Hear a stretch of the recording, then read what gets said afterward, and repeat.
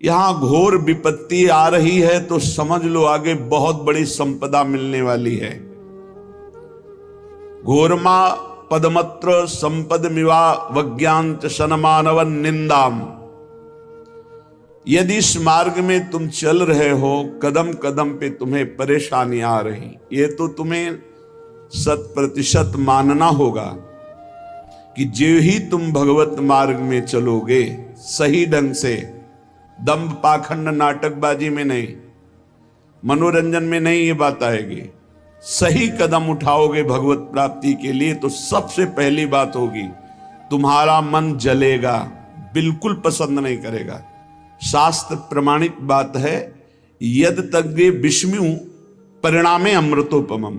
जिसकी शुरुआत विष जैसी लगे उसका परिणाम बड़ा अमृत जैसा लगेगा, विश्वास करो। ये परमार्थ ऐसा ही है, इसकी शुरुआत विष जैसी लगती। जैसे अब 2 बजे से उठना विष जैसा लगता है, लेकिन आपका अभ्यास हो जाए तो 2 बजे से जो साधना होती है ब्रह्म मुहूर्त को कई गुना बढ़कर लाभ देने वाली होती है। इसका जब परिणाम आएगा तो आप निहाल हो जाओगे, आप उन्मत्त हो जाओगे।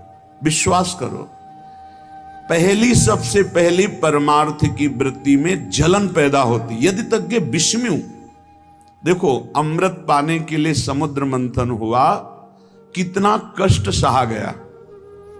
उस कष्ट में सर्वप्रथम क्या निकला? विष। परिणाम में क्या निकला? अमृत निकलने पर भी अमृत अपहरण हो गया। पिलाया किसने? श्री भगवान ने। समुद्र मंथन किसके बल से हुआ? श्री भगवान से। समुद्र मंथन की प्रेरणा किसने दी? श्री भगवान ने। समुद्र मंथन का सारा उपाय किसने किया? श्री भगवान ने। बिल्कुल ऐसे ही परमार्थ है। हमको प्रेरणा किसने की परमार्थ की? श्री भगवान ने। सत्संग किसने दिलाया? श्री भगवान ने। गुरु बन के उपदेश चलाया किसने? श्री भगवान ने। अब ये जो विष उत्पन्न हो रहा है, हम जब भजन में बैठते हैं हमारा मन बड़ा गंदा गंदा सोचता है, हमारे मन में जलन होती, बड़ी अशांति हो जाती, मन नहीं लगता, ये विष है। इसे शिवोहम भाव से पियो। मैं मन नहीं हूं, साक्षी बनो, मन के दृष्टा बनो, जलने दो इसको। इसने पापाचरण किया है, इसने पापाचरण का संकल्प किया है, इसके विचार गंदे इसमें भरे हुए, जलने दो, ये परिपक्व हो जाएगा। स्वर्ण जैसे अग्नि से जल करके चमकने लगता है, उसका विकार दोष नष्ट हो जाता है।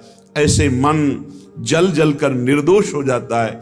जो उस जलन को सह जाता है उसी को साधु कहते हैं। सहाय सो साधु, वही महात्मा है जो टूटा नहीं। यम ही न व्यथ्यन्ते ते पुरुषम पुरुषर्षभ। जो व्यथित तो नहीं हुआ इससे, वही आगे बढ़ गया। जो टूट गया वो बिखर गया। तो भगवत मार्ग में ये जलन है, तो संसार मार्ग में ये तो ज्वाला है, और बराबर ज्वाला है। इसमें तो अग्रे शुरुआत में केवल जलन है, बाद में परमानंद है, और इसमें शुरुआत में थोड़ा आनंद जैसा लगता है। यद तज्ञे अमृतोपमम परिणामे विष्णु। यह है रजोगुण संसार का मार्ग।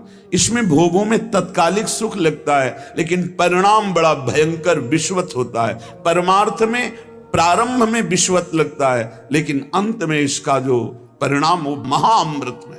परमार्थ शुरुआत में विष जैसा लगता है। इसलिए समझिए, श्रीपाद प्रबोधानंद जी महाराज बड़े विज्ञ महापुरुष हैं, प्रेमी महापुरुष हैं। वो कह रहे हैं, घोरा मापद मत्र संपद मिवा वज्ञांच सनमानव। हे भाई, यदि तुम वृंदावन वास कर रहे हो, भगवत मार्ग में चल रहे हो, आराधना प्रारंभ की है, तो आपदा अंदर की और बाहर की जलन को सह जाओ। संपत्ति मानकर सहत सहत बाढ़े भगति गृह तन गुरु हितगार। जो सह गया, अपने जीवन को गुरुदेव के चरणों में निछावर कर दिया, वो महासंपत्ति प्राप्त कर ली। दंपति संपत्ति पाई है, श्री श्यामा श्याम रूपी संपत्ति मिल जाएगी। और इस मार्ग में जब चलोगे आप, तो तुम्हें सपोर्ट देने वाला कोई नहीं मिलेगा, भगवान और भगवान के प्रेमी संत जनों के सिवा। अब भगवान तो अव्यक्त हैं, प्रगट में तो प्रारंभ में हाथ पकड़ते हुए नजर नहीं आते, होता उन्हीं का बल है, पर अव्यक्त रहते हैं। दूसरी बात, संत जन जो सहयोग करने वाले हैं,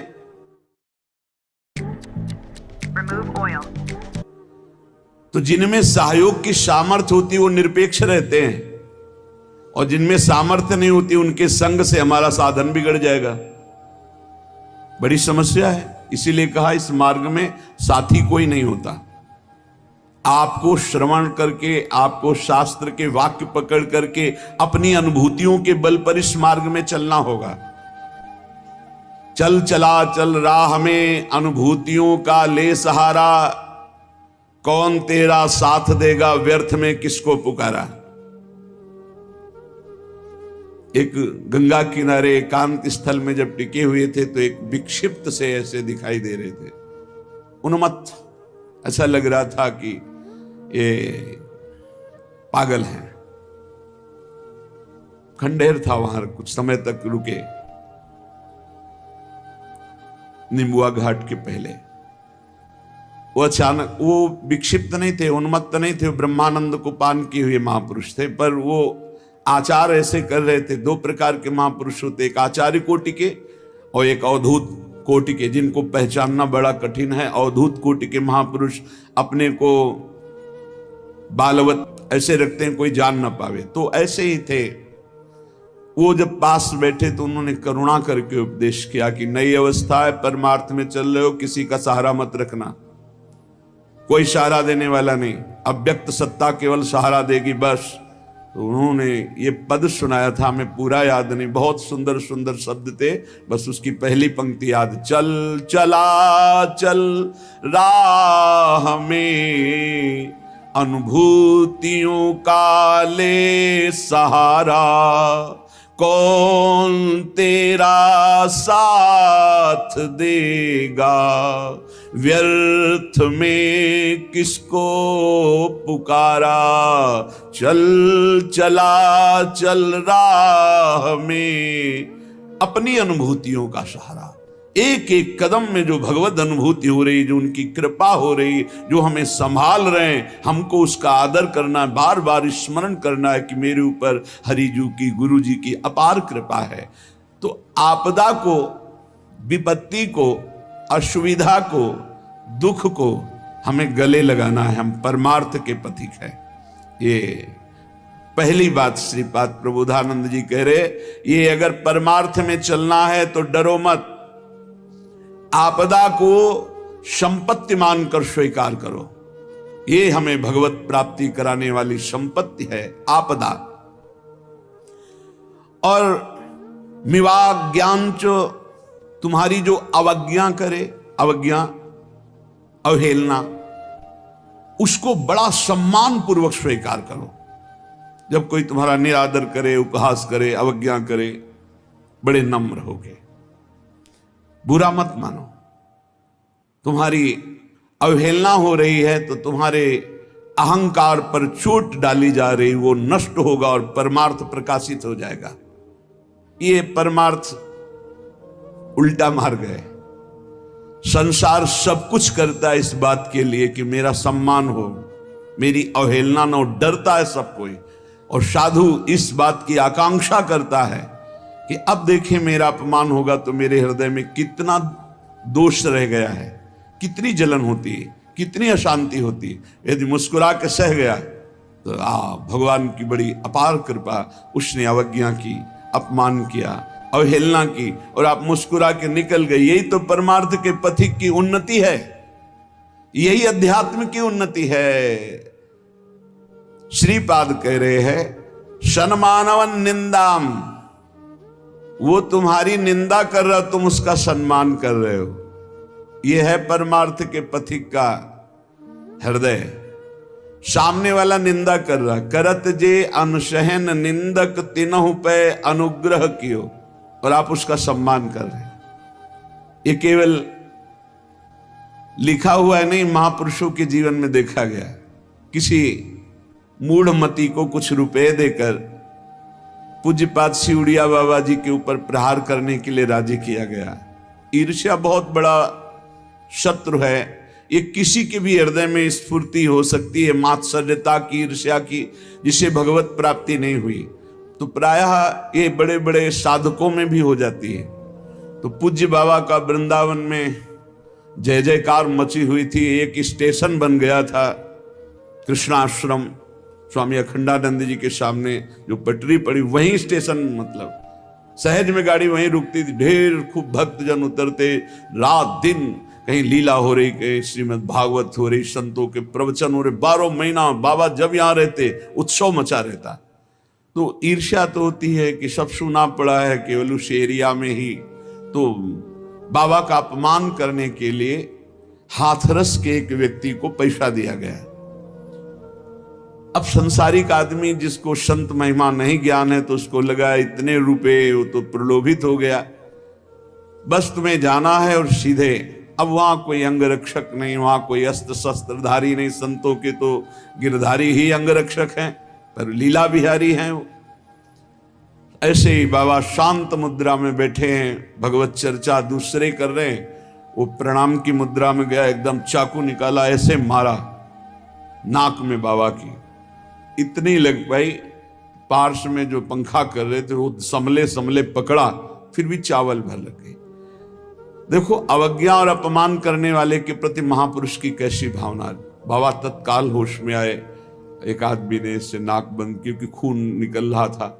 बाबा ने पहले उस आदमी के, कोई नहीं बोलेगा, उसको पकड़ के गुफा में ले गए। नीचे है, जो दर्शन किए होंगे, बहुत सुंदर परमाणु है वहां ब्रह्मबोध के, क्योंकि जब बैठे तो अनुभव हुआ। बाबा ने वहां जाकर के बैठ कर कहा गरम दूध लाओ इसको, जबकि उसने प्रहार किया है। देखो, प्रहार करने वाले के प्रति महापुरुषों का कैसा स्वभाव और बर्ताव, तनिक भी क्रोधित नहीं। दूध पिलाया मीठा, कहा भैया ऐसी क्या त्रुटि हुई कि आपको प्रहार करना पड़ा? हमसे कोई त्रुटि हो गई क्या? आपके प्रति कोई अपराध बन गया क्या? रो पड़ा। बाबा, पैसे के लोभ में मैंने ऐसा किया, नाम मत बताना किसने तुम्हें दिया, क्योंकि शिष्य जनों में द्रोह फैल जाएगा। तो बाबा ने तुरंत कहा नाम मत बताना जिसको तुमने मतलब पैसे दे के तुम्हें जिसने प्रेरित किया।